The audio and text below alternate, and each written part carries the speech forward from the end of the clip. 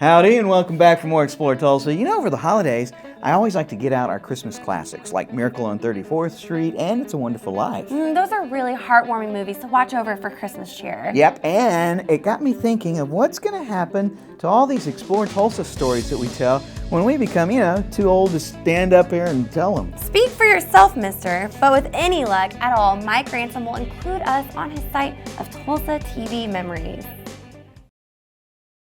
There are so many things that I don't know why, but they just sort of slip away. They're in your childhood or adolescence, and if you're prompted about it, if you're shown a picture or text about it, it brings it back. Well, my wife is a realtor, and she wanted me to set up a website for her in the 90s, and then I started thinking, well, I'd kind of like to do a website myself too, but I didn't want to do something that everybody had already done.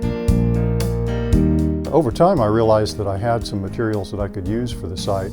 Back in 1971, I'd made an audio tape from the Mazeppa show, which was a popular late-night show at the time. And I also got interested in another horror show that even predated that, called Fantastic Theater. I realized, well, I'm really interested in some of this stuff. I have some of this stuff, so I want to put it out there. Well, what you find is all that original stuff I put up about Mazeppa and some of the audio tapes from that. The interesting stuff is commentary by people who wrote in. It's people who are behind the camera and actual stars of the show, and then people more like me who just were interested in the stuff.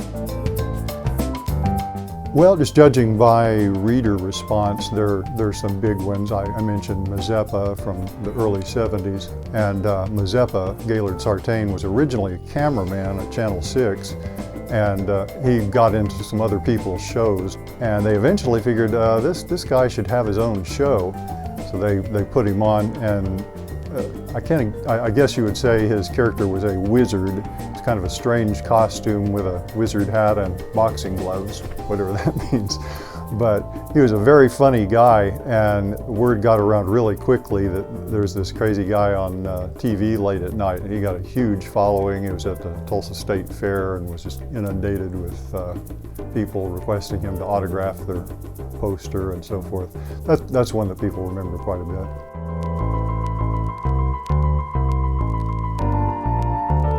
There's also Lee Woodward and Lionel, his lion puppet. Lee is such a witty guy. He and his cohort got promoted to the evening news. He was a weatherman in that slot.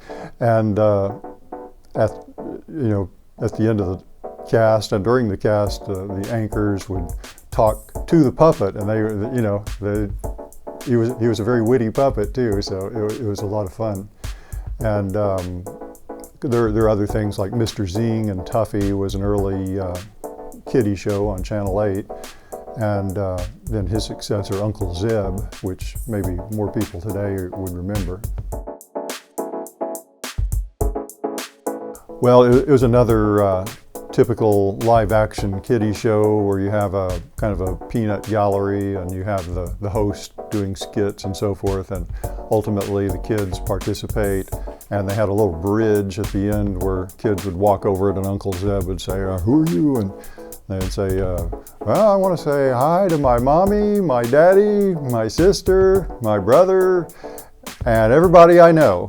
And then they move on down the bridge, and Uncle Zeb was playing kind of a grizzly prospector type character, so sometimes he would seemingly be a little brusque with the kids, but he really wasn't.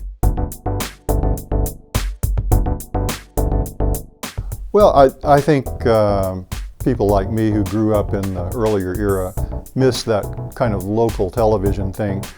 It's usually not as polished, and sometimes things happen that weren't intended to, and it has that local reference. You kind of miss that.